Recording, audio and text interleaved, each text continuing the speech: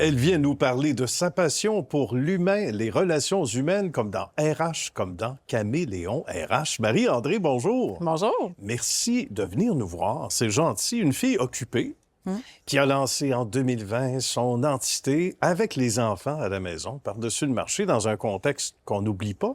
Mais avant, d'abord et avant tout, c'est-tu un domaine dans lequel tu te voyais déjà au début de tes études ou pas? Pas du tout. Pas du tout? Pas du tout.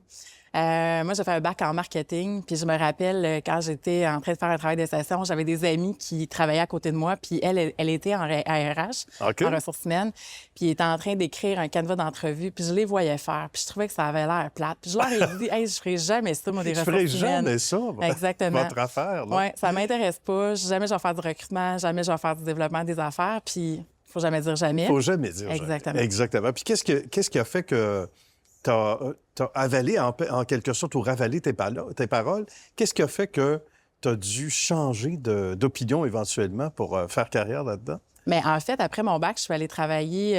J'ai eu un mandat en Espagne avec un consultant qui était là-bas. Là, donc, je suis allée l'aider OK. pour faire des recherches sur le bonheur au travail. Puis on s'entend que dans les débuts des années 2000, le bonheur au travail, c'était pas quelque chose qui était très étudié. Il n'y avait pas beaucoup de livres, On pas beaucoup n'entendait d'études. pas ça, c'est Non, vrai? c'était comme pas si important que ça. Et pourtant, Ouais. c'est donc important d'être heureux dans ce qu'on fait et dans notre vie en général Vraiment. parce que c'est un tout. On est Ouais. beaucoup plus performant. Exact. Donc, parle-nous de cette étude-là en Espagne. Ça, c'est pas Ouais. désagréable en Espagne, en plus? Non, c'était quand même assez le fun. En fait, c'était très bien. Mais en fait, ce que ça m'a permis de voir, c'est que le bonheur est important. Puis quand je suis revenue d'Espagne, j'avais pas d'emploi. Puis j'avais une amie qui travaillait dans une firme de recrutement qui me référait à son gestionnaire. J'ai eu un coup de foudre professionnel pour l'humain parce Ah que, en oui? fait, c'était exactement le type de gestionnaire que je lisais dans mes livres en Espagne. C'est quelqu'un de mobilisant, engagé, qui donne la place à son équipe, qui est à l'écoute, qui développe ses talents. Puis je me suis dit, pourquoi pas travailler avec lui, en fait. Donc, je me suis lancée, j'avais besoin d'une job. Il fallait que je paye mon appartement, j'avais pas une scène, Ça j'en revenais commence d'un an en là. Espagne. Exactement. Oui. Mais en fait, le coup de foudre du recrutement est venu à un moment où j'ai rencontré un candidat qui l'avait pas eu facile dans sa vie. Puis, j'avais un client qui recherchait une personne dans son équipe. Puis j'ai été capable de faire un match. Parce qu'à la base, dans le fond, on rencontre les gens. Oui. Puis ils ont des désirs, ils ont des intentions, ils sont dans des stades de vie différents. Il était pas heureux, il y avait des enjeux. Puis je l'ai écouté, j'ai compris ses besoins. Puis j'ai été capable de faire un match avec une entreprise qui cherchait quelqu'un avec ses compétences. Puis, j'imagine que tu as eu de belles surprises aussi. Il y a des cas où c'est touchant, où tu te dis, wow, surtout quand l'entreprise en question que tu avais éventuellement approché ou qui t'a approché, t'as dit oui, on le prend, ton candidat ou ta candidate. Ça doit faire un petit velours aussi. C'est la paye, en fait. Oui, Parce que dans le oui. fond, oui, on est payé pour faire notre travail, mais la reconnaissance du travail, c'est quand on a fait un bon jumelage. C'est quand le candidat nous appelle pour nous dire « Hey, le poste que tu m'as parlé, puis le poste que j'occupe maintenant, exactement ce que je cherchais.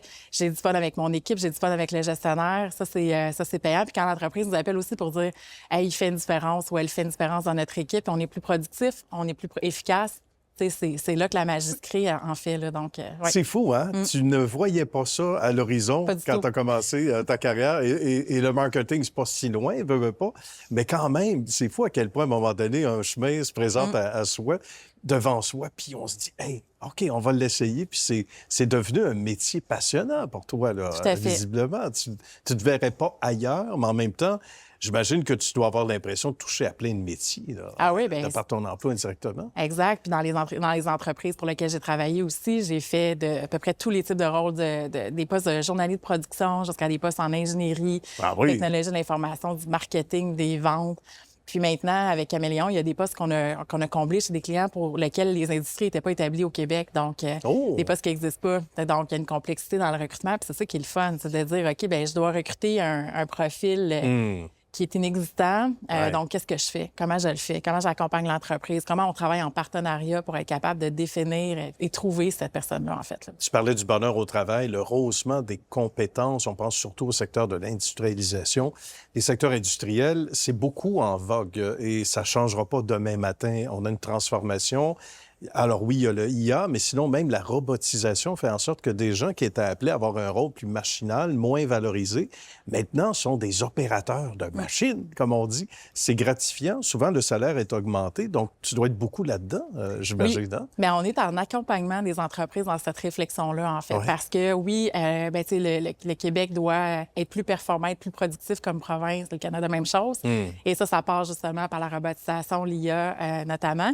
Et la vitesse à laquelle la technologie se développe crée des nouveaux rôles en entreprise pour lesquels le parcours des compétences n'existe pas non plus. Fait comment on le réfléchit? Ouais. Comment on accompagne les employés à travers ce changement-là aussi?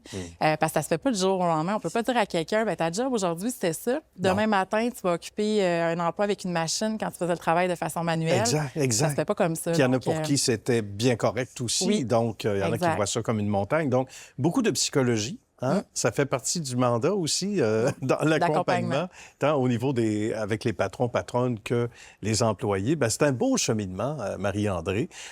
Et ton quotidien est nourri de belles façons par ces gens-là qui t'approchent la plupart du temps au sein des entreprises. Ce sont souvent elles qui viennent vers toi, là, parce que le mot référencement, tu le connais bien. Il y a des gens qui te réfèrent. Oui, certainement. Bien, certainement depuis la création de Caméléon, en fait, parce qu'avant, je travaillais beaucoup dans les firmes de recrutement, mais j'étais à la tête d'équipes. Je gérais des équipes autant locales qu'internationales. Fait que je me suis fait un réseau. Et quand j'ai lancé Caméléon, bien là, les gens sont venus vers nous et nos clients nous réfèrent justement des connaissances. Donc, tu sais, Ça, c'est bien. C'est vraiment bien. Et c'est valorisant parce qu'on sait que le travail est bien fait. Marie-André, merci beaucoup de t'être déplacée dans nos studios. Merci à toi. Je te souhaite une belle suite de carrière, le plus longtemps possible avec le bonheur, comme celui que tu amènes à chaque jour pour tes gens. À très bientôt. À très bientôt. Merci.